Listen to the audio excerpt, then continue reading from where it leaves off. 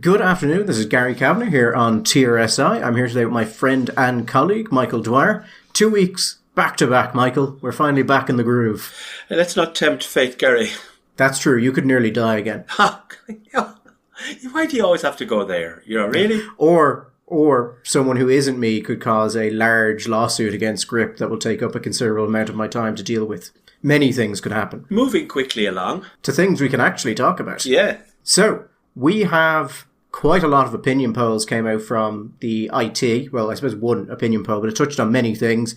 Very detailed, very interesting breakdowns. I suppose the other thing that I did this week, and therefore I want to talk about it, Michael, because I, at this point, write about one story every 6 months, which is why they're now all absolute bangers. So, fair enough. So, yes, it could be good to talk about that, about the National Women's Council of Ireland and their transition into being a semi-state body. Mm-hmm. Which would you like to start with, Michael? I'm giving you choices so that you have a feeling of ownership over the podcast. And I appreciate that. And I don't feel at all patronised or condescended to. No, it's not like before this. You gave me a series of stories that you wanted to talk about, and I've cut all of them out. Yeah, well, I wasn't... To be truthful, I wasn't massively attached to any of them. That's real leadership and management there. Let other people give you ideas and then give them a choice of only the ones you want to talk about. Let's start with the National Women's Council of Ireland, which used to be...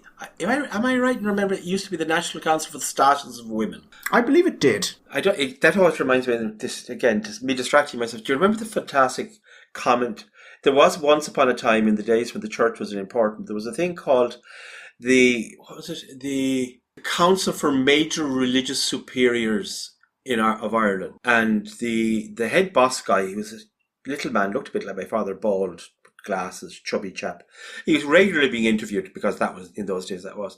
And he was making some terrible criticism of the government. At the time, Charlie Haughey was the leader of the nation, God be with the days. And Charlie was asked about the criticism, and he responded, I can't do a good Charlie, but there you go.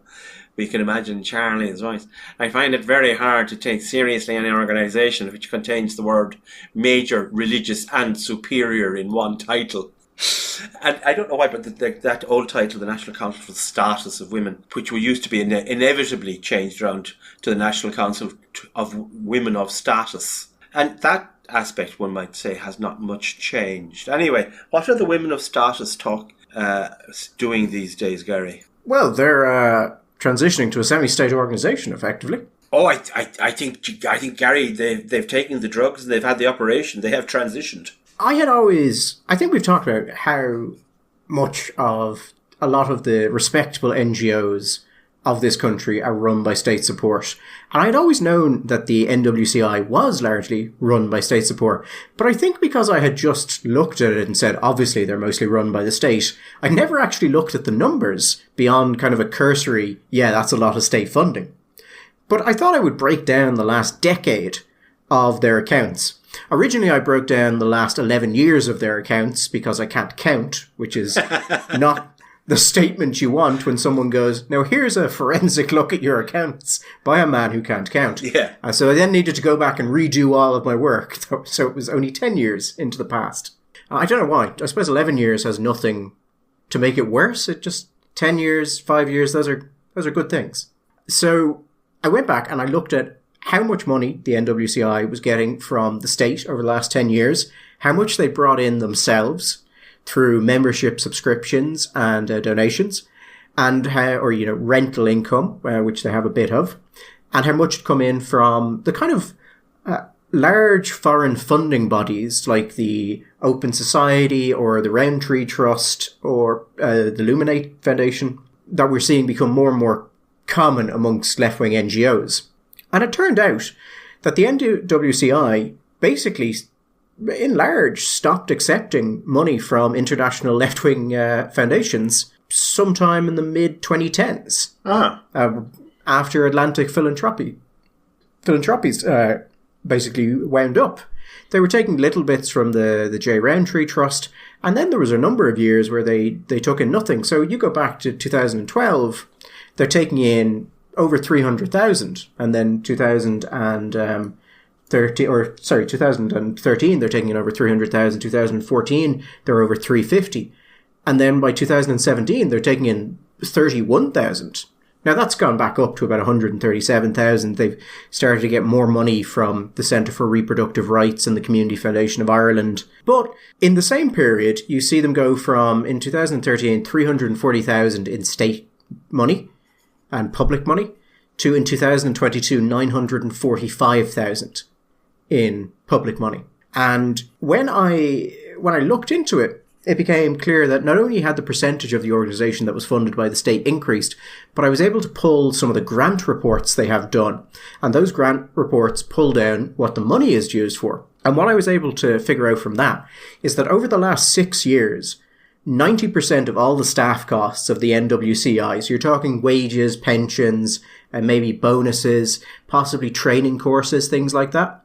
Over the last 6 years, 90% of that was paid directly by state grants. And that money was specifically ear tagged to say, this money is for a salary for this positions, and this money is sort of like hypothecated. Yeah, it was there for the funding of staff directly. Some of it is for particular projects, but most of it, including the largest grant they get, which is the Department of Quality, they got over 610,000 from the Department of Quality in 2022, was for general support, basically just run the show. Mm. So over the last 6 years, it's 90%. But over the last 3 years, it was 96%. I mean, in 2020, 98.71% of their staff costs were paid for directly by state grants, which is to say they had a bill of over 700,000, of which 695,000 of it was paid by state grants. That actually, when I read the figures, I have to say that actually did surprise me. I had expected, obviously, that there would be a very large component of state money, but I remember a long time ago doing a far less extensive and far less forensic bit on the funding of the council, and at the time, what surprised me, because I remember at the time that I think Atlantic Philanthropies was quite a substantial donor. They were getting quite a bit of money from outside anyway, from large sort of international charities interested in this kind of thing. But of course, Chuck Feeney's, which was Atlantic Philanthropies, that was wound up. That finished. So then the Roundtree, and then what would you call it? The Centre for the Community of Ireland? The Community Foundation of Ireland. Never heard of it. Not a clue what that is. Reproductive. The Centre for Reproductive Rights, which is abortion. American. That's just If you hear reproductive rights, that's abortion. Okay, fine. Well, let me put it this way: there are 3 organisations that gave the NWCI money in 2022 that were not state foundations. One was the Community Foundation of Ireland, one was the Centre for Reproductive Rights, and one was a note in their accounts that said no vote Tides. Now, no organisation that I can find by that name exists, but there is a crowd called the Tides Foundation, which is a very large American left-wing dark money organisation. Dark money organisations, for those who don't know, are organisations which exist to obfuscate the source of money. So if you were a donor and you give directly to abortion causes or to pro-life causes or to whatever your political cause is, sure, you might be required to publicly register that somewhere. Mm-hmm. Or the organisation could be asked, where did you get this money from? And they might feel beholden to say they got it from you. A dark money organisation exists so that you give them the money with the understanding that they will pay the organisation. And then it doesn't come from you. It comes from the Tides Foundation, or it comes from Donor Trust, which is the kind of right-wing equivalent. The Tides Foundation is an absolutely massive, massive organisation. Now, they're only giving the NWCI, 25 to 45,000 a year, which for them is nothing. Sure. But that's where I think it's from. I think it's from the Tides Foundation. And I go into that a bit more in the piece, but there's no need to go into it here. But really, the only money they get outside member subscriptions and donations is for, it looks like it's all mostly reproductive rights stuff. So abortion stuff. Sure. Which in the context of, the repeal and all that, and then stuff they've been doing since repeal, that would make sense. Now, here's the question, and it's not really a fair question because neither of us are sitting on the Supreme Court, or even the High Court, but it does occur to you, doesn't it? At what point does an organisation cease to be independent in any real sense if it's getting 90% plus of its funding from the state? Well, I think what we should say here is in 2022, 92.73% of their staff costs were paid for directly by government grants. But there was another 200,000 on government grants they took in addition to that. So, it's not only that their staff costs are being built, it's going to admin costs, it's going to project. There is more than even the 92.73% would indicate of state money there. And you saw in this instance, you saw Minister Roderick O'Gorman come out and say that progressive organisations who did not support this campaign would have to explain themselves. Now, before that, the NWCI was, like many of the other progressive organisations, saying that they weren't sure where they would stand on this, and they'd probably support it, but they weren't sure about the wording and all of that sort of thing. Mm-hmm. But O'Gorman comes out, and then I think a matter of days afterwards, they publicly come out in support of it. I think there's an article in the Irish Times. Roderick O'Gorman's department gives the NWCI, in 2022, it gave them €611,000. It was the single largest contributor to the NWCI's staff costs of any organisation. And it wasn't even close. So you have a situation where an organisation their staff costs are nearly entirely funded by the state. A minister comes out, says something. That minister has massive amounts of control over their staffing because he pays for nearly all of it. And then the organisation comes out. I think it's perfectly fair for people to say, that's not a great look. Now, legally, I'm not qualified to talk about this. There's stuff like the McKenna judgment. Basically, they said the state cannot give public money to one side of a referendum or the other. That's never, as far as I know, been expanded upon. I know a lot of solicitors and law professors don't actually like the McKenna judgment. It's kind of like Roe v. Wade. A lot of them agree with the end result, but think the legal reasoning to get there is unsupported by the constitution it relies upon, which was true for Roe v. Wade, even amongst a lot of left-leaning and progressive lawyers in that case. But I think we can absolutely question, on a civic level, does this go against the spirit of the McKenna judgment? I mean, should it be a case that an organisation whose staff are nearly entirely paid for by the state can get involved in referendum processes? And should there be a situation where if you were accepting state money, you should have to sit out referendum processes? I mean, other organisations, Michael, could at least say, okay, well, some of our staff or some of our work is paid for by the state, so we've ensured that only these other people whose wages are not touched by the state at all are going to get involved. Sure. I don't see how the NWCI can do that, because if 96% of your staffing costs are paid by the state, it's entirely possible you don't have a single member of staff who doesn't receive money from the state. Well, I put it like this, practically speaking, and it's the McKenna judgment and it's the Crossley judgment. And I was reading the McKenna judgment again the other day, and it's interesting the comments you're making about. I think the dissent, one of the justices dissented. He agreed that he didn't dissent about that they had locus standi or whatever it is, the right. But he disagreed, and he made there was some interesting. I'm not a lawyer, but it was interesting to read it. But it is the law of the land. It has been established as precedent, and decisions have been made on the basis of the McKenna judgment, and directives have been established on the basis of that, rightly or wrongly. And maybe somebody will appeal it, but that's a story for another day. But here's my question. Right. The NCWI, the National Council for Women, is actually running a campaign, right? It's not just running it, it appears to be leading the campaign. But it has its own campaign. And we saw that on Twitter, and they were there, and they had their material, and they had their stuff. Now, they would not be able to run that campaign without money which was directly subvented to them by the state. Am I right? Or do they have a separate pot? Have they raised other money? I mean, for example, what do they get from membership? So in a year, over the last 3 years, they've averaged about 37,000 a year. Right. And then they might get, 14,000 a year in donations, that kind of space. And they do have cash reserves as well. Mm-hmm. Now, it's always difficult when you're trying to pull this from financial statements and you don't have actual, sight of it to figure out what can be done with certain things or the ultimate root of certain things.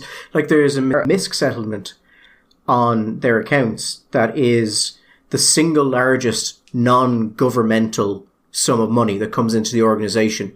Over the past 3 years, they've averaged about $45,000 a year in MISC income. And I have no idea what that is. I don't think no one could have an idea what that is outside the organisation. So they could have, that money to play with, donations, member subscriptions. You could have, a 6-figure sum that you could deal with here. So I would be less concerned about the money they're using for campaign materials and things like that. I'm more concerned with their staff's time. But that's exactly, their staff are going to be doing this. Their staff are salaried, and their salaries are being paid for by the state. And if the state was not paying their salaries, those staff would not be there because they don't have at least, or they have not had, or they have not sought other sources of income.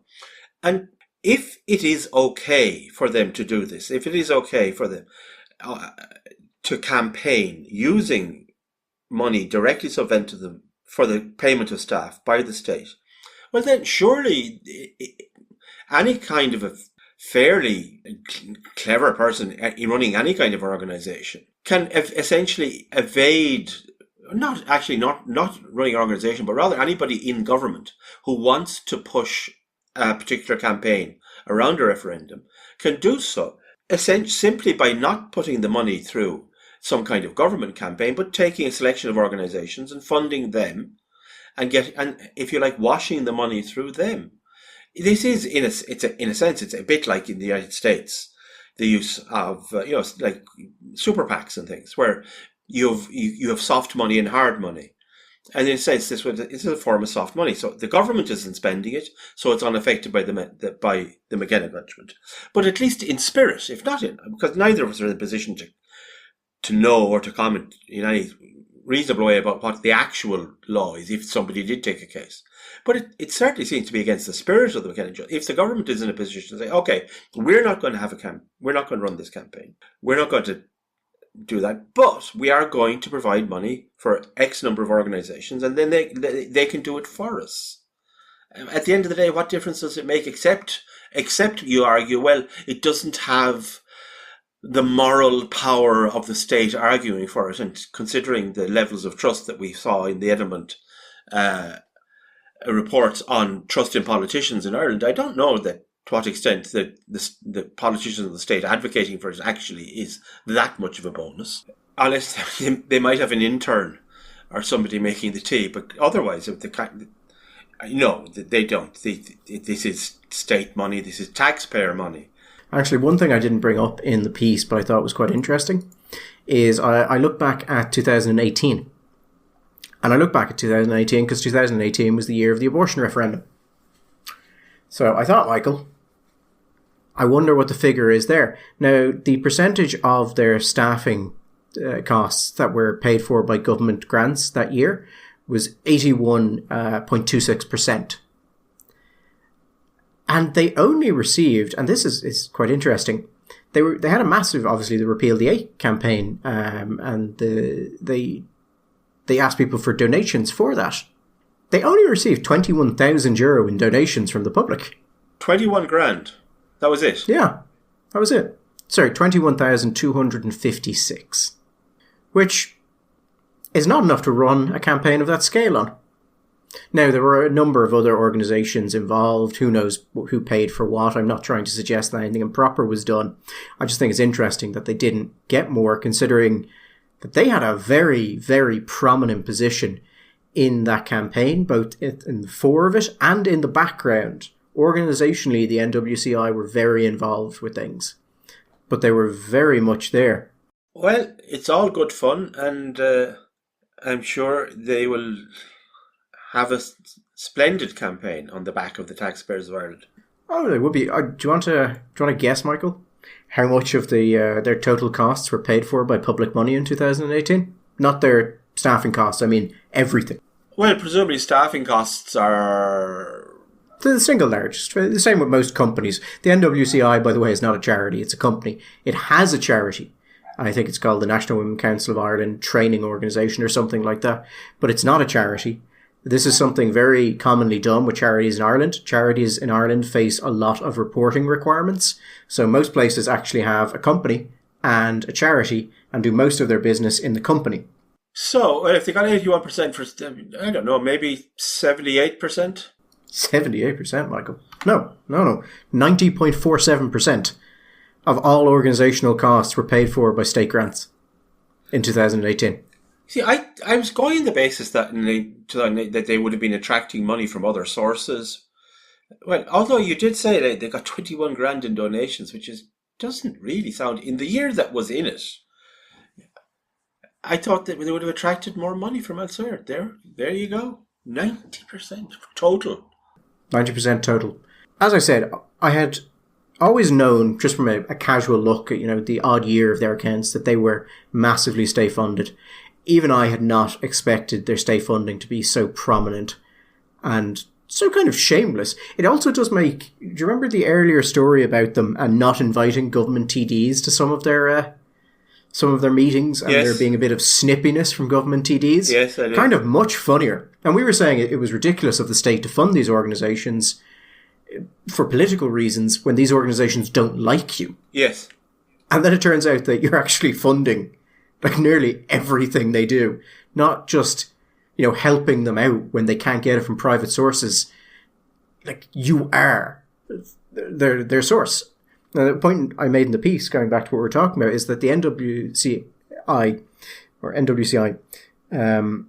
couldn't campaign for this campaign without state costs, because it wouldn't exist without state costs. It would simply collapse. I mean, these are people who have an annual cost of 1.1 million and bring in less than 200,000 in private donations and MISC income. They'd run through their cash reserves in half a year, less, a quarter of a year maybe, depending on how it's split, and they just collapse. They are entirely reliant on the state to exist.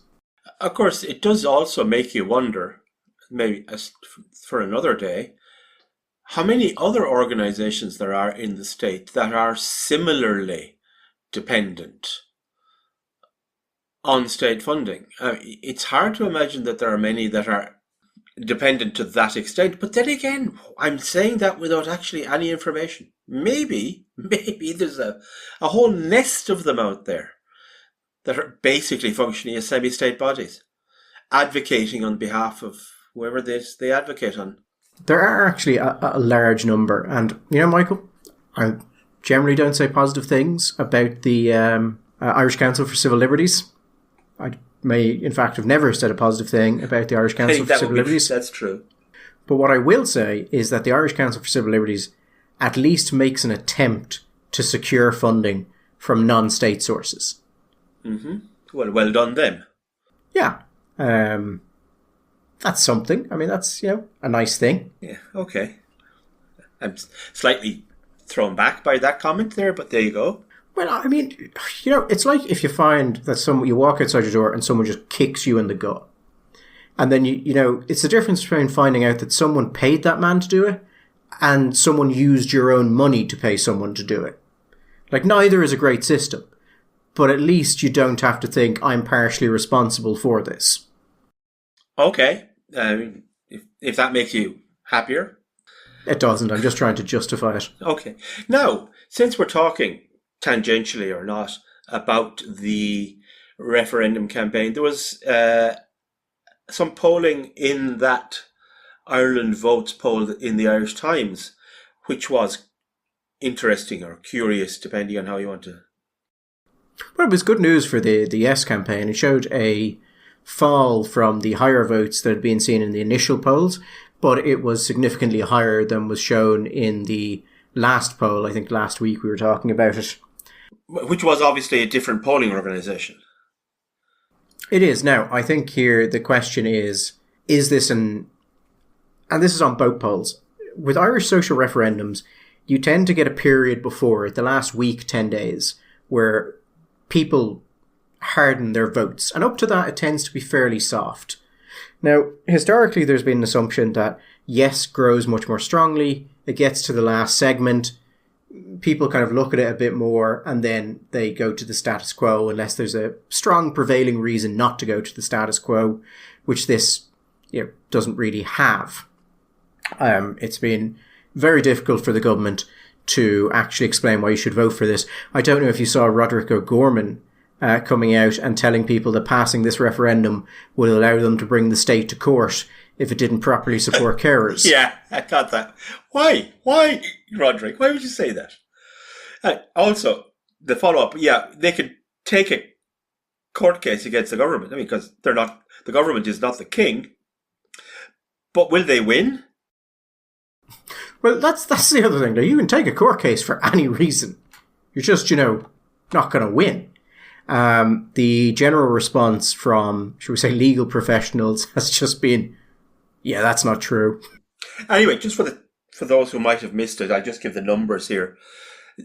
In answer to the two separate questions, 52% of voters said they would support changing the constitutional provisions relating to the definition of family, with 15 only against and 27% unsure.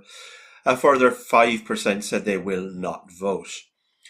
Similarly, 59% said they would vote in favour of the changes relating to care and the role of women in the home, with 12% against and 23% undecided. Another 5% said they will not vote. So, you have 27% unsure. So, if you got 27 and 15, you're only up to 42%. And that's assuming that all your unsures go one way. In the others, you have 35% if you get the undecideds and the against. So, I mean, it's looking pretty bad because we're only a month out from the vote. So normally, Gary, in a situation like this, I mean, you were looking at thinking, Now, I was trying to remember I can't remember which it was. There was one referendum in the last 20 years, one not very exciting one. I can't remember what it was. I think they watered it down after, where the numbers in favour started off very, very, very, very strong, and then they just collapsed. It was all very strange, and I can't even remember if it passed or not, but I remember there was a massive collapse in the vote.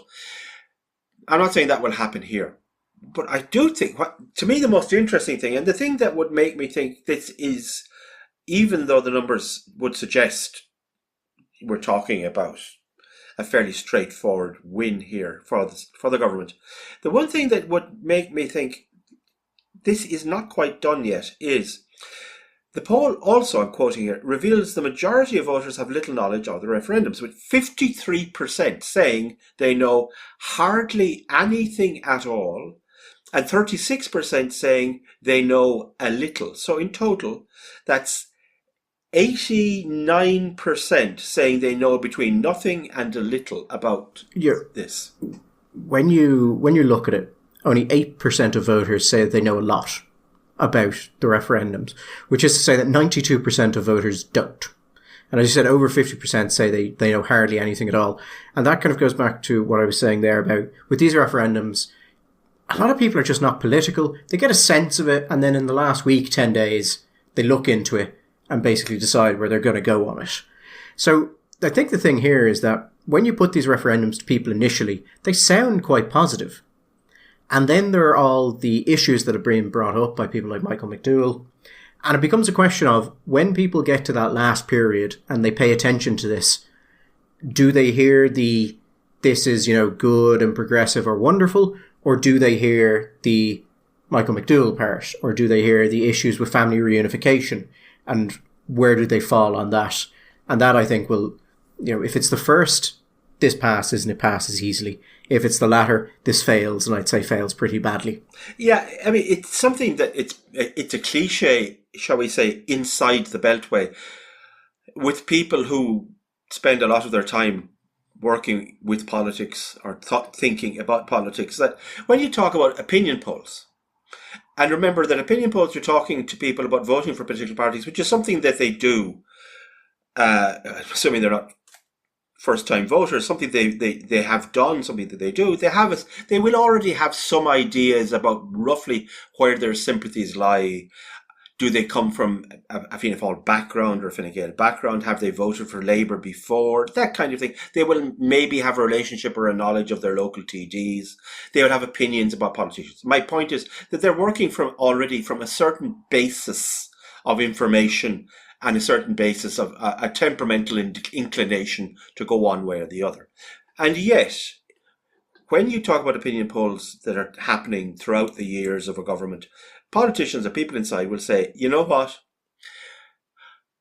The trend is interesting and you pay attention to trends.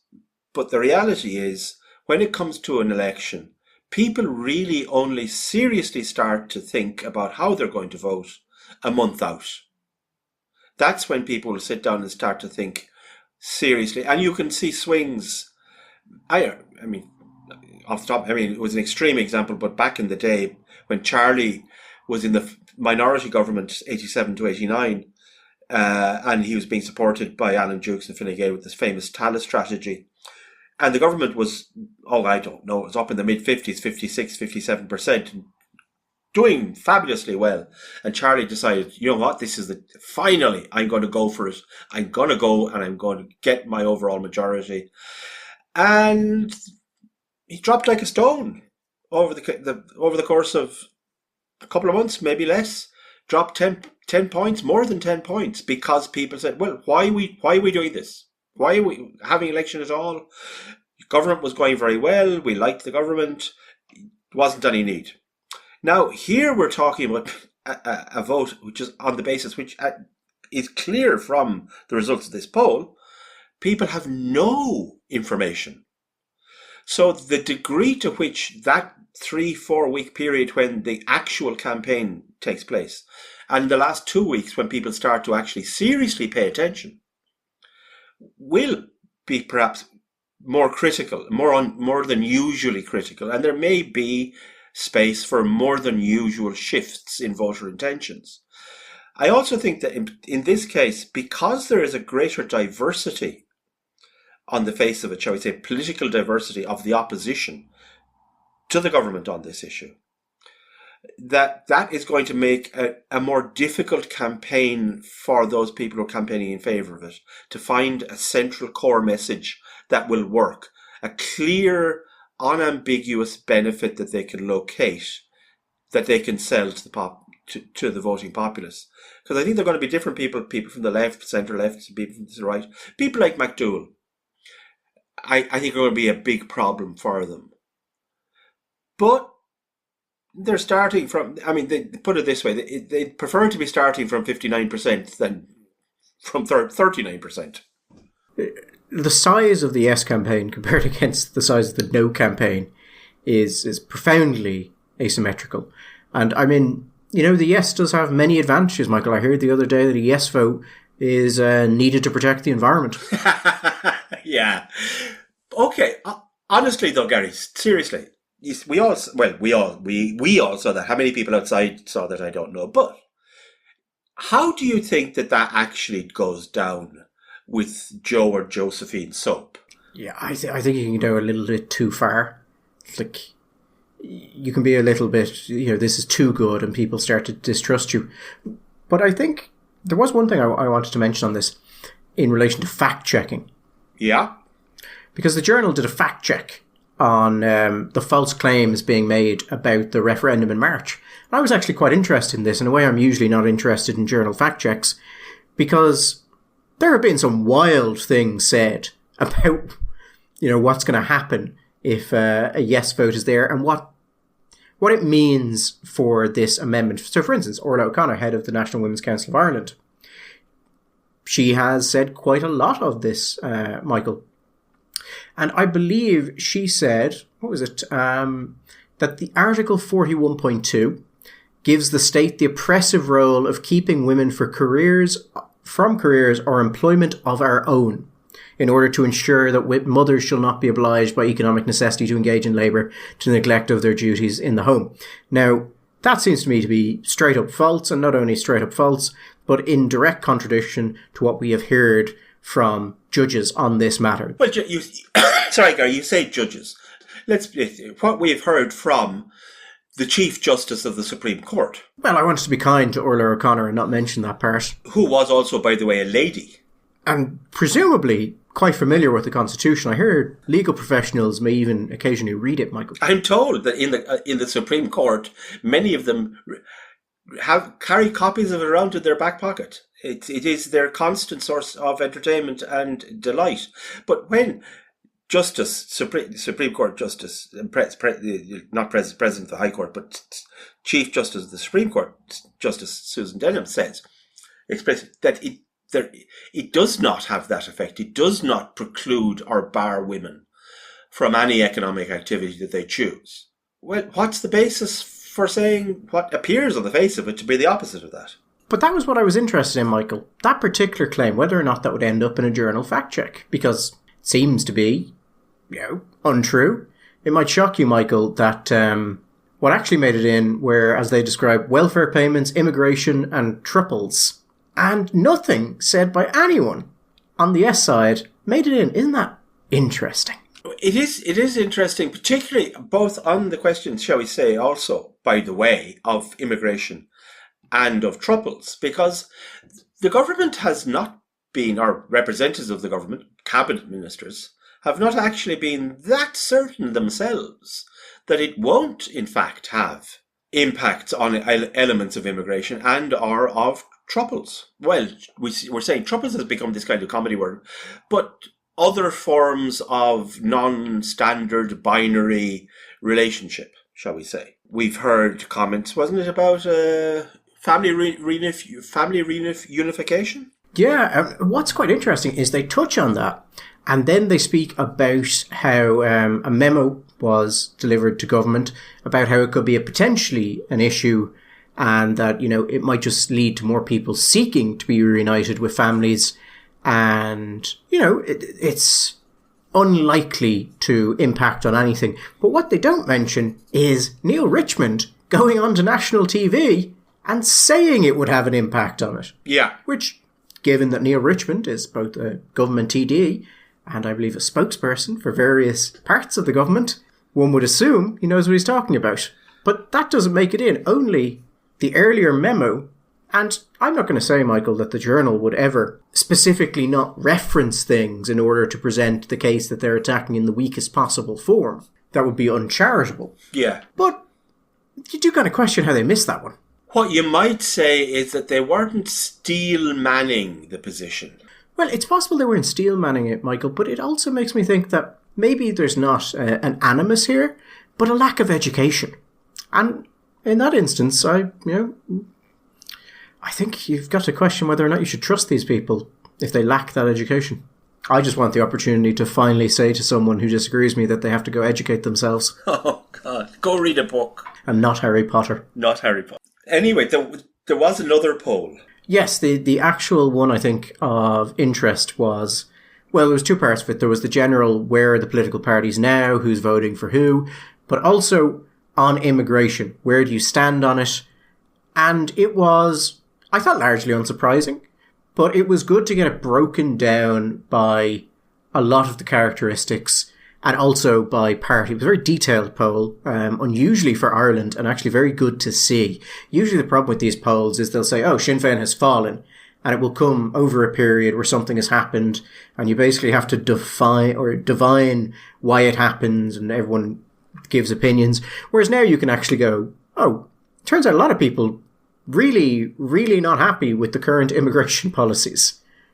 Really, and Sinn Féin, 72% of their people say they wanted a more closed immigration policy, and 14% said it was just right.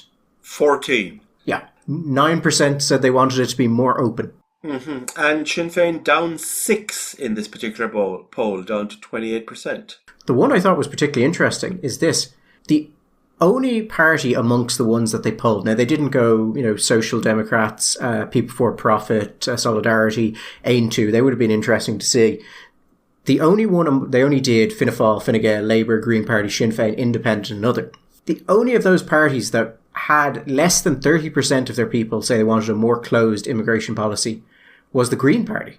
The Green Party, 52% of their voters said they wanted a more open immigration policy. To put that in context, 23% of Labour voters said that, and 33% said they wanted more closed. With the Green Party, only 13% said they wanted it more closed. I would be very curious also to get a proper, detailed, with a real decent sample size, breakdown on the economic demographics of Green voters. I think that would be interesting. And obviously, then also their their geographical distribution, urban versus rural. That would be interesting. But their economic demographics, I think, would be very interesting too. One of the most interesting things, they asked multiple questions on immigration. One was, do you want a more closed or more open policy? One was, has immigration been positive or negative? And one was, in an election, do you think you'd be more or less likely to vote for a candidate that voiced concerns about immigration? And what I found particularly interesting there was the comparison between, do you personally think the immigration policy should be changed? And would you be more or less likely to vote for a person who voiced concerns about immigration, which is to say agreed with you on immigration? Less people said they would be more likely to vote for a candidate who voiced concerns about immigration than said they wanted changes in the immigration system. So they want changes, but they wouldn't vote for someone who was articulating a desire for change. In Fianna Fáil, 60% of people said they wanted a more closed system. And then when asked would they be more likely to vote for someone who had concerns about it, only 20% said they would be. You know, that does not surprise me at all. It really doesn't, I think, because when you have Fine Gael on 19% and Fianna Fáil on 20%, I think you're not far away from the true believers. Yeah, it's just one of those interesting, this candidate has the policies you say you'd like. No, I wouldn't vote for that. Also, I suppose if you're talking Fianna Fáil and Fine Gael voters, did we look at this in a hierarchy of concerns? No, not that I've seen anyway. So perhaps for them, while immigration is a concern, maybe their hierarchy, I don't know, taxation, housing, or the economy in general might be a more important issue. And their position is, listen, we either have to vote for Fianna Fáil or Fine Gael, or else the lunatics will take over the asylum. And put my taxes up. It's possible, and would have been good to see that. Now, we know from some of the other polling that immigration is now either the top issue or around the top issue, but it would have been very interesting to see that broken down by party. The data for Sinn Féin is pretty difficult for the party to deal with. I mean, 72% of the party say they want a more closed system. They are the party with the highest level of voters who say that immigration has made Ireland, has been a negative for Ireland. They are the only party polled in which the majority of people said that. 53% said it had been a negative for Ireland, against only 32% who said it was a positive. You compare that with 66% of Fine Gael that said it was positive, 53% of Fine Gael, 79% of the Green Party. I don't know how Sinn Féin deals with that. They're also one of the parties that has the highest amount of people who say they would be more likely to vote for a candidate if they raise concerns about immigration. Now that's the real one, isn't it? Well, yeah, because the only entity which scores higher than them on that, no regional breakdown, no class breakdown, no age breakdown, scores higher than Sinn Féin voters taken as a whole. The only other group that is higher is voters for independence and others, and that's 38 against 42%. It is quite stark for them, and I don't know how they deal with that, because those policies are not popular with a lot of the Sinn Féin higher-ups. They're not popular with a lot of the people they're trying to get to run for them. The people they used to have were Republicans first, and then maybe socialists or maybe whatever. They were all... I often found a lot of the old-time Sinn Féin guys more practical than anything else. They had views, but the republicanism was the important part. A lot of their people now seem to be socialists or whatever, and then Republicans. And that's a very different thing to deal with internally. And I think it will make Sinn Féin find it quite difficult, quite unwieldy to move on this issue in a lot of directions. And also I think will make their famous party discipline harder to maintain. Because, they're no longer the same kind of people. One of the curious things is that there's been bits of sort of reportage and bits of noise in social media and about the fact that Sinn Féin has recognised that it has a problem with its base on the issue of immigration, and consequently it has been moving to a more show a slightly more hardline position on immigration. The reality is that actually there has been no movement on the policy from, shall we say, officially.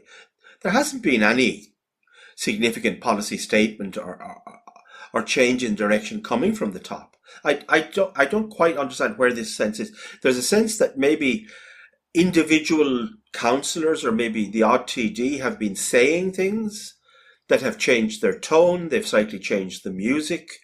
They're trying to give out a sense that they are aware that this is an issue and that they are conscious that their voters are worried about it. But there isn't actually any concrete shift in official party policy that I'm aware of anyway.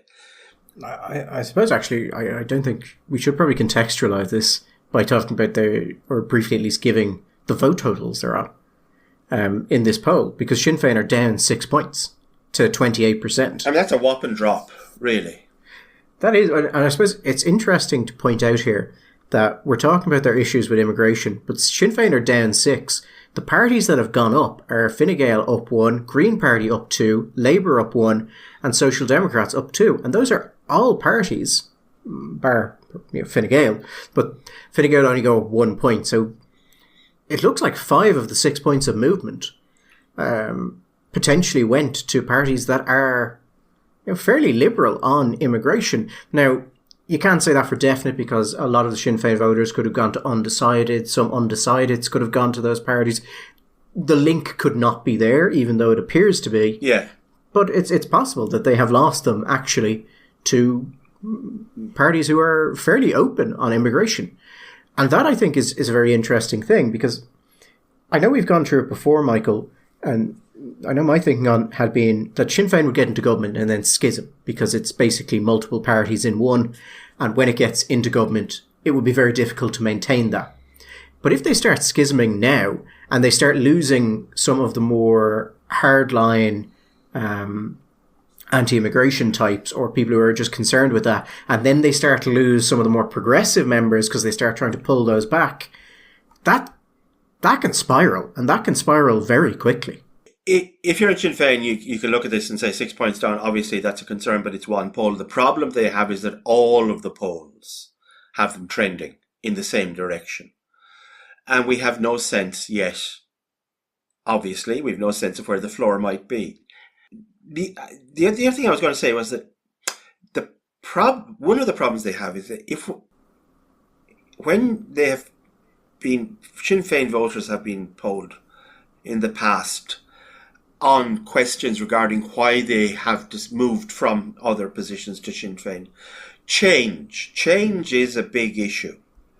Now, if there is a perception within their voter base that in fact Sinn Féin is just something pretty similar to the rest of the establishment parties on this issue, then that number that you gave regarding would be willing to consider voting for a candidate who took a harder line or expressed concerns about immigration.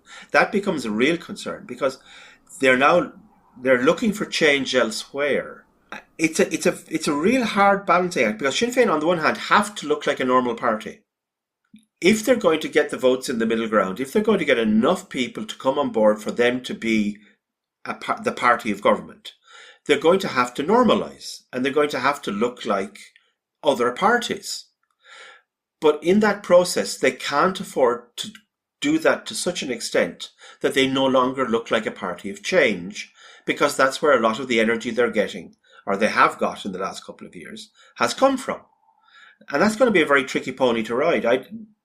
Having said all of that, I think that you and I, Gary, have heard lots of people singing basically funerals, dirges over the future of Sinn Féin. Oh, Sinn Féin is a busted flush. Sinn Féin is going down. It's going to keep going down. I don't buy that. I think we have no sense yet where this is going to finish. But if there is an election this year, a lot of those voters are going to be thrown back to the same question. Okay, I don't want to vote for Fianna Fáil. I don't want to vote for Fine Gael. Well, more Fianna Fáil than Fine Gael, I'm imagining. I'm not attracted to the Greens or to the Labour Party. I want to change. And we may see them returning to Sinn Féin in absence of an alternative voice, an alternative choice. Now, if something else was suddenly to appear on the landscape that looked like it was culturally sympathetic to these voters and offered them a sense that this was a real change, well, that might change. But as it stands, I don't think these voters are lost. They may be annoyed, they may be pissed off, they may be wandering around, they may be gone into the don't knows. But that doesn't mean that they are permanently lost to Sinn Féin. And Sinn Féin have, I think, one advantage over the other parties that's highly unlikely to be met. People, when you talk about this, usually focus on the money. The fact that Sinn Féin appears to be much better resourced than the other parties. And it is, legitimately, appears to be much better funded. But one thing I have noted just from seeing the various organisations on the ground and how some of their politicians deal with things is that Sinn Féin's internal organisation is better than the other parties. It's more organised, it's more disciplined. It has more of an idea. There are serious people involved and able to influence things in a way that you don't always see. Like, you talk to a Fianna Fáil or Fine Gael TD about their head office, you come away with a very particular sense of that office's capabilities. Yeah. Sinn Féin actually seems to be able to do things, and they're smart. So if they notice this, the question is, what can they do? How do they best do this? But I've no doubt that they will consider it and try and do something. They're not going to allow themselves to sink without counter. No, because they are connected. I think they are still connected in a way that when you talk to TDs from the other parties, you don't get the same sense. I mean, sometimes you talk to TDs, they know what's going on. But there are times you talk to TDs, perfectly nice, decent people, but you go away thinking, you really don't get how pissed off people are about X or Y or Z. You seem to be just insulated in a weird way, in a way that you wouldn't have thought of Fine Gael or particularly or a Fianna Fáil TD 20, let alone 30 or 40 years ago would have been. But I don't think that's true of Sinn Féin. I think they are closer still. They're aware of this problem. Now, solving that problem may yet be an insurmountable problem for them. It's both a case of them correctly figuring out why they're losing support and being able to do it with some of the issues that they put in place. I think it would probably be fair to argue, and I don't have enough internal knowledge of Sinn Féin to know if this is right, that the party let its own perceived success go to its head a bit and started focusing on things which were causing problems that didn't need to be there. So, for instance, the selection for local Sinn Féin candidates and head office's view on how many women should be selected for those and who that had been, good people for the party in the past should now not be selected to run for the council because they wanted more women. Things like that, I think, did not go well and were not needed in the way they were done. Particularly not when you look at where they have lost support from, last year to now. Rural Ireland, their support in rural Ireland has gone from 36% to 22%. Yeah. They've also been losing votes with men. Yeah, and the over 65s. So they've also lost some in the kind of upper, the middle class. That's gone down as well. I mean, to be frank, they're losing all over the place, but the heaviest areas are those. And at the same time, we have seen those demographics become more open to independent candidates who tend to be more... Irish independent candidates tend to be economically left-wing in a sort of support for, local people, basic kind of fairness sense than an actual economic ideology, and socially way more conservative than any of the parties. Like more religious, more everything. And let's face it, at times when you read about Irish politics, you would get the sense, certainly if you simply looked at the parties and as a manifestation of Irish politics, that there are no conservative voters in Ireland, that there are no cultural conservatives left. But there are. As we talked about last week, The Journal has determined that arguing that the current parties do not support a certain amount of Irish voters is far right. And I won't have that sort of talk on my podcast. Well, at that point, I think we should both go off and get our bottles and our cans ready to bring back to Tesco's and Dunn's tomorrow, and leave the good people to do the same. Because let's face it, you don't want to be out of pocket simply by throwing them in your recycling bin like you used to. Yeah, that would be absolutely terrible. I got to be honest here, Michael. I don't really care about the increased cost, as in I'm no more likely to recycle than I was before, which is to say I put everything I have into the green bin anyway, but I don't care about the cost enough to go back to the shops in which I bought these things from. Frankly, could not be bothered to do that. Particularly if you're like a couple of people I talked to who did go back to the shops and found that one machine didn't read it and the other machine was broken. I think a lot of the complaints about this, some have a point and some are just whining because it's change. I will not say which parts are which. No. But one part I do legitimately dislike about this, obviously there's the part where if you have a green bin and you're using it to recycle these things, well, you're basically just paying twice now, and that seems unfair. But putting that aside, it's this. If you do this and you go back, you don't get your money back. You get a voucher for the store in which you bought the item. Why is that, though? I thought, do you not get cash?